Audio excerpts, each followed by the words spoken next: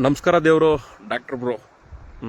ನಿಮ್ಮನ್ನ ಎಕ್ಸ್ಪೆಷಲಿ ಈ ಥರ ಒಂದು GPS ಆ್ಯಪ್ ಆಧಾರಿತ ಸಂಸ್ಥೆ ಪ್ರಮೋಷನಲ್ಲಿ ನೋಡಿದ್ದು ತುಂಬ ಬೇಜಾರಾಯ್ತು ನಮಗೆ. ಡಾಕ್ಟರ್ ಬ್ರೋ ಅವರೇ, ನಿಜವಾಗ್ಲೂ ನೀವು ಕರ್ನಾಟಕದ ಮನೆ ಮಗ. ನಿಮ್ಮ ಬಗ್ಗೆ ನಾವು ಹಗುರವಾಗಿ ಮಾತಾಡೋ ಅಂತ ಇಲ್ಲ, ಮಾತೇ ಬರೋಲ್ಲ. ಯಾಕೆಂದರೆ ನಾವು ನಿಮ್ಮಲ್ಲಿ ಕೇಳ್ಕೊಳ್ಳೋದಿಷ್ಟೇ ನೋಡಿ, ನಮ್ಮ ಯಾತ್ರೆ ಆಗ್ಬೋದು, ಓಲಾ ಆಗ್ಬೋದು, ಊಬರ್ ಆಗ್ಬೋದು, ರ್ಯಾಪಿಡೋ ಆಗ್ಬೋದು, ಇವರೆಲ್ಲರೂ ಕೂಡ GPS ತಿಳ್ಕೊಳ್ಳಿ ಡಾಕ್ಟರ್ ಬ್ರೋ ಅವರೇ. GPS ನಮ್ಮ ಮೊಬೈಲ್ನಲ್ಲಿ ಏನು GPS ಇದೆ, ಆ GPS-ಅನ್ನು ಬಳಸ್ಕೊಂಡು ನಮ್ಮ ಕರ್ನಾಟಕ ಸರ್ಕಾರ ಆಟೋಗಳಿಗೆ ಮೀಟ್ರಲ್ಲಿ ಪ್ರಯಾಣಿಕರುಗಳಿಗೆ ಸೇವೆ ಕೊಡಬೇಕು ಅಂತ ಹೇಳಿದೆ. ಅದೇ ರೀತಿ ಕ್ಯಾಬ್ಗಳಿಗೂ ಕೂಡ ಅಷ್ಟೇ. ಈ ಸಂಸ್ಥೆಗಳು ಅಗ್ರಿಗೇಟರ್ ಲೈಸೆನ್ಸ್ ತಗೊಳ್ಬೇಕು ಅಂದರೆ ಮೀಟ್ರ್ಗಳನ್ನ ಅಳವಡಿಸಿ ಇವರು ಅಗ್ರಿಗೇಟರ್ ಲೈಸೆನ್ಸ್ ತಗೊಳ್ಬೇಕು. ಆದರೆ ಈ ಯಾವ ಸಂಸ್ಥೆಗಳು ಕೂಡ ಟ್ಯಾಕ್ಸಿಗಳಿಗಾಗಲಿ ಆಟೋಗಳಿಗಾಗಲಿ ಮೀಟ್ರಲ್ಲಿ ರನ್ ಮಾಡೋ ಅಂಥ ಒಂದು ಕೆಲಸನ ಮಾಡ್ತಾ ಇಲ್ಲ. ಮೀಟ್ರಲ್ಲಿ ರನ್ ಮಾಡೋ ಅಂಥ ಕೆಲಸ ಮಾಡ್ತಿದ್ರೆ ಖಂಡಿತ ನಾವು ಕೂಡ ಈ ಸಂಸ್ಥೆಗಳಿಗೆ ಅಪ್ರಿಷಿಯೇಟ್ ಮಾಡ್ತಾ ಇದ್ದೋ. ಆದರೆ ಈ ಸಂಸ್ಥೆಗಳು ಏನು ಮಾಡ್ತಾ ಇದ್ದಾವೆ ಡಾಕ್ಟರ್ ಬ್ರೋ, ದಯವಿಟ್ಟು ತಿಳ್ಕೊಳ್ಳಿ.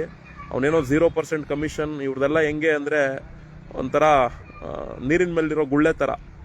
ಇವತ್ತು ಗುಳ್ಳೆ ಒಂದು ಕ್ಷಣಕ್ಕೆ ಉದ್ಭವ ಆಯಿತು ಅಂದರೆ ಇನ್ನು 10 ನಿಮಿಷಕ್ಕೆ ಗುಳ್ಳೆ ಹೊಡೆದಾಕೋದು. ಆ ಥರ ಇವರ ಕಮಿಷನ್ ಲೆಕ್ಕಾಚಾರಗಳು ತೊಗೊತಾ ಇದ್ದಾರೆ. ಖಂಡಿತ ಕಮಿಷನ್ನು ಸಬ್ಸ್ಕ್ರೈಬ್ ರೂಪದಲ್ಲಿ ತೊಗೊತಿದ್ದಾರೆ.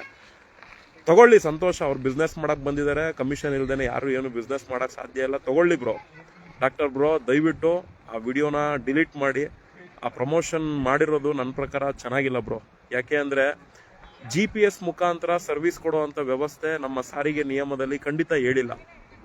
ನಮ್ಮ ಸಾರಿಗೆ ನಿಯಮ ಹೇಳಿರೋದಿಷ್ಟೇ, ಯಾವುದೇ ರೀತಿಯ ಆ್ಯಪ್ ಸಂಸ್ಥೆಗಳು ಪ್ರಯಾಣಿಕರುಗಳಿಗೆ ಸೇವೆ ಕೊಡೋದಕ್ಕೆ ಅಂತೇಳಿ ನೀವು ಮುಂದಾದರೆ, ನೀವು ಸಾರಿಗೆ ಇಲಾಖೆ ಏನು ದರ ನಿಗದಿ ಮಾಡಿದೆ, ನಿಗದಿ ಮಾಡಿರುವಂತಹ ದರದಲ್ಲೇ ನೀವು ಪ್ರಯಾಣಿಕರುಗಳಿಗೆ ಸೇವೆ ಕೊಡಬೇಕು. ಮತ್ತು ಆ ಪ್ರಯಾಣಿಕರುಗಳು ಹಣನ ನಾವು ಯಾವ ಒಂದು ಸಾಧನದ ಮುಖಾಂತರ ಹಣನ ಏನು ತೋರಿಸುತ್ತೆ, ಆ ತೋರಿಸುವಂಥ ಮೊತ್ತನ ನೀವು ತಗೊಳ್ಬೇಕು ಅನ್ನೋ ರೀತಿಯಲ್ಲಿ ತಿಳಿಸ್ಕೊಟ್ಟಿದೆ. ಅದು ತೋರಿಸುವಂಥ ಮೊತ್ತ ಇದೇನೆ. ಆಟೋಗಳಲ್ಲಿ ಆಟೋ ಮೀಟ್ರಲ್ಲಿ ತೋರಿಸುತ್ತೆ. ಕ್ಯಾಬ್ಗಳಲ್ಲಿ ನೀವು ನೋಡಿರ್ಬೋದು, ಮೇರು, ಮೆಗಾ, ಏರ್ಪೋರ್ಟ್ ಟ್ಯಾಕ್ಸಿಗಳಲ್ಲಿ ಮೀಟ್ರಲ್ಲೇ ರನ್ ಆಗುವಂಥದ್ದು. ಆ ರೀತಿಯಲ್ಲಿ ಪ್ರತಿಯೊಂದು ಟ್ಯಾಕ್ಸಿಗಳಿಗೂ ಕೂಡ ಮೀಟ್ರಲ್ಲಿ ಏನು ಹಣ ತೋರಿಸುತ್ತೆ, ಅದು ಬಂದು ನಮ್ಮ ವೆಹಿಕಲ್ಗಳು ಏನು ನಮ್ಮ ಗಾಡಿಯ ಟೈರ್ಗಳಿದ್ದಾವೆ, ಆ ಟೈರ್ಗೆ ಆ ಒಂದು ಮೀಟರ್ ಸಿಂಕ್ ಮಾಡಿರ್ತಾರೆ.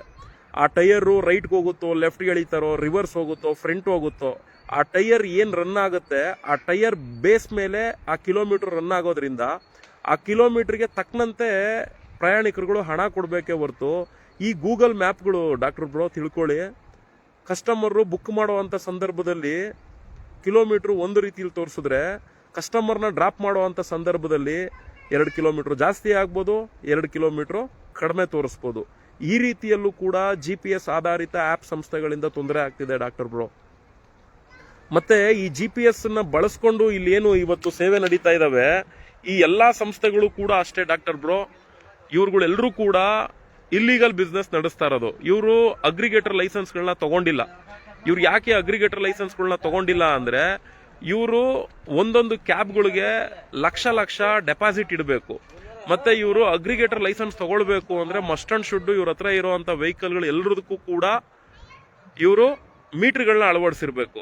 ಮತ್ತೆ ಈ ಸಂಸ್ಥೆಗಳಲ್ಲಿ ಯಾರೆಲ್ಲ ಚಾಲಕರುಗಳು ಸೇವೆ ಕೊಡ್ತಾ ಇದ್ದಾರೆ, ಮಸ್ಟ್ ಅಂಡ್ ಶುಡ್ ಅವರು ಕನ್ನಡ ಕಲ್ತಿರ್ಬೇಕು, ಅವರು ಇಲ್ಲಿನ ಸ್ಥಳೀಯ ಮೂಲ ನಿವಾಸಿ ಆಗಿರಬೇಕು, ಮತ್ತೆ ಆತನ ಹತ್ರ must and should police verification ಇರಬೇಕು.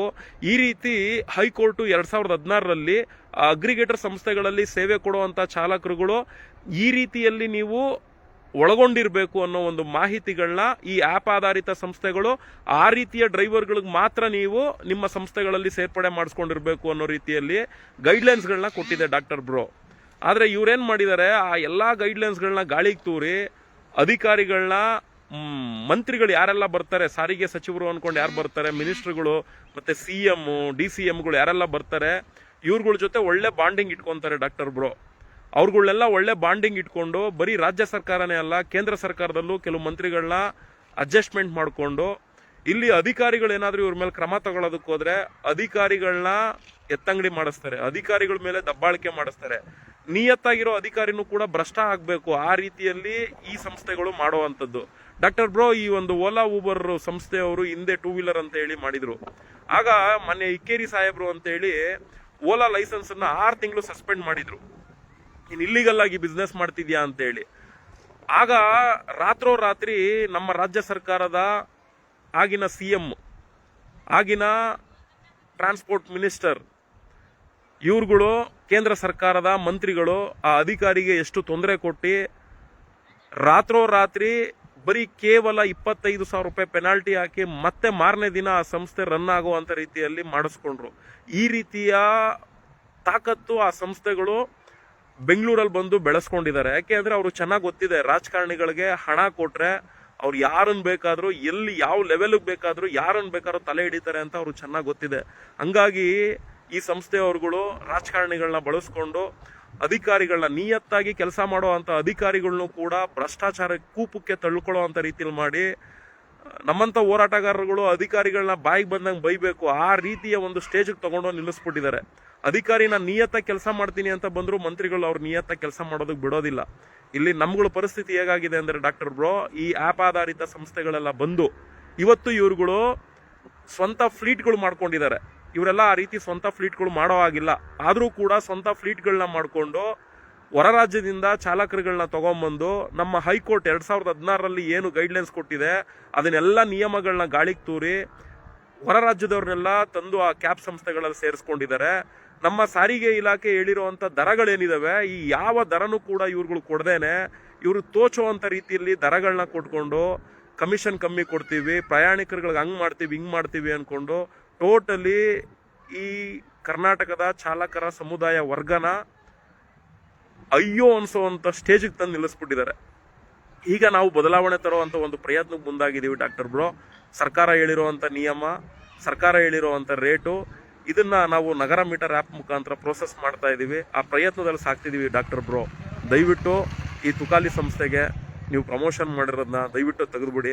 ಅವರು ಕರ್ನಾಟಕದವ್ರಲ್ಲ, ಅವರು ಮೂಲತಃ ಕೇರಳದವರು, ಮತ್ತೆ ರ್ಯಾಪಿಡೋದವನು ಆಂಧ್ರದವನು, ಓಲಾದವನು ಭಾವೇಶ್ ಅಗರ್ವಾಲ್, ಹೆಸರು ಕೇಳ್ತಿದ್ದಂಗೆ ಗೊತ್ತಾಗ್ತದೆ ನಿಮಗೆ. ಇವ್ರು ಬಂದು ಹೊರ ರಾಜ್ಯದವರು. ಮತ್ತೆ ಊಬರ್ ಅವರು ನಿಮಗೆ ಗೊತ್ತು, ಇಂಟರ್ನ್ಯಾಷನಲ್ ಸಂಸ್ಥೆ. ಇವ್ರು ಯಾರು ಕೂಡ ನಮ್ಮ ಕರ್ನಾಟಕದವ್ರಲ್ಲ.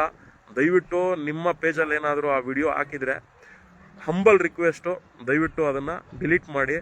ಇವರು ಇಲ್ಲಿಗಲ್ ಆಗಿ ನಡೆಸ್ತಿದ್ದಾರೆ. ನೀವು ಬೇಕಾದ್ರೆ ಆದ್ರೂ ಪ್ರಮೋಷನ್ ಮಾಡ್ತೀನಿ ಅಂದ್ರೆ ನಮ್ದೇನು ಅಭ್ಯಂತರ ಇಲ್ಲ. ಅವ್ರ ಹತ್ರ ಅಗ್ರಿಗೇಟರ್ ಲೈಸೆನ್ಸ್ ಇದೆಯಾ ಕೇಳಿ. ಯಾಕೆ ಅಂದ್ರೆ ಆ ನಮ್ಮ ಯಾತ್ರೆಯಲ್ಲಿ ಕ್ಯಾಬ್ಗಳು ರನ್ ಆಗ್ತಾ ಇದಾವೆ. ಕ್ಯಾಬ್ ರನ್ ಆಗ್ಬೇಕು ಅಂದ್ರೆ ಅಗ್ರಿಗೇಟರ್ ಲೈಸೆನ್ಸ್ ಇರಬೇಕು. ಮತ್ತೆ ಆಪ್ ಸಂಸ್ಥೆಗಳು ಯಾವೆಲ್ಲ ಇದಾವೆ, ಆಟೋ ರನ್ ಆಗೋ ಆಗಿಲ್ಲ, ಆದ್ರೂ ಕೂಡ ಆಟೋಗಳು ರನ್ ಆಗ್ತಾ ಇದಾವೆ. ಇದೆಲ್ಲವೂ ಕೂಡ ಇಲ್ಲಿಗಲ್ಲೇ. ನೀವು ಬೇಕಾದ್ರೆ ಪರಿಪೂರ್ಣವಾಗಿ ಮಾಹಿತಿ ಕಲೆ ಹಾಕಿ ನೀವು ಅದ್ರ ಬಗ್ಗೆ ಪ್ರಮೋಷನ್ ಮಾಡಿ. ಡಾಕ್ಟರ್ ಬ್ರೋ, ನಿಮಗೆ ನಾವು ಒಂದು ಪದನೂ ಕೂಡ ಬೇರೆ ರೀತಿಯಲ್ಲಿ ಬಳಸೋದಕ್ಕೆ ಖಂಡಿತ ಬರೋದೇ ಇಲ್ಲ, ಆ ಮನಸ್ಸು ನಮಗಿಲ್ಲ. ನಿಮ್ಮ ಹಂಬಲ್ ರಿಕ್ವೆಸ್ಟು, ಇಷ್ಟು ಮಾಹಿತಿಗಳನ್ನ ನಾವು ಕೊಟ್ಟಿದ್ದೀವಿ. ನಾವು 2016ರಿಂದನೂ ಈ ಆ್ಯಪ್ ಸಂಸ್ಥೆಗಳ ವಿರುದ್ಧ ನಿಂತು ಇದರಲ್ಲಿ ಉದ್ದ ಆಳ ಆಗಲ್ಲ, ಮಿನಿಸ್ಟರ್ಗಳ ಪಾತ್ರ ಏನು, ಅಧಿಕಾರಿಗಳ ಪಾತ್ರ ಏನು, ಯಾಕೆ ಇಲ್ಲಿ ನಾವು ಏನು ಹೋರಾಟ ಮಾಡಿದ್ರು ರಿಸಲ್ಟ್ ತೆಗಿಯೋಕ್ಕಾಗ್ತಿಲ್ಲ, ಇದೆಲ್ಲ ತಿಳ್ಕೊಂಡು ಬದಲಾವಣೆ ಏನು ಮಾಡಬೇಕಾಗಿದೆ ಅದ್ರ ಕಡೆ ನಾವು ಒಲವನ್ನು ತೋರಿಸ್ಕೊಂಡು ಹೋಗ್ತಾ ಇದ್ದೀವಿ. ಆದರೆ ನಿಮ್ಮಂಥವ್ರು ಇಂಥ ಬೇಕೂಫ್ ಕಂಪ್ನಿಗಳಿಗೆ ನಮಗೆ ತುಂಬ ಬೇಜಾರಾಗ್ತದೆ ಬ್ರೋ. ದಯವಿಟ್ಟು ಅದನ್ನು ಡಿಲೀಟ್ ಮಾಡಿಬಿಡಿ. ನಿಮ್ಮ ಹತ್ರ ಹಂಬಲ್ ರಿಕ್ವೆಸ್ಟ್.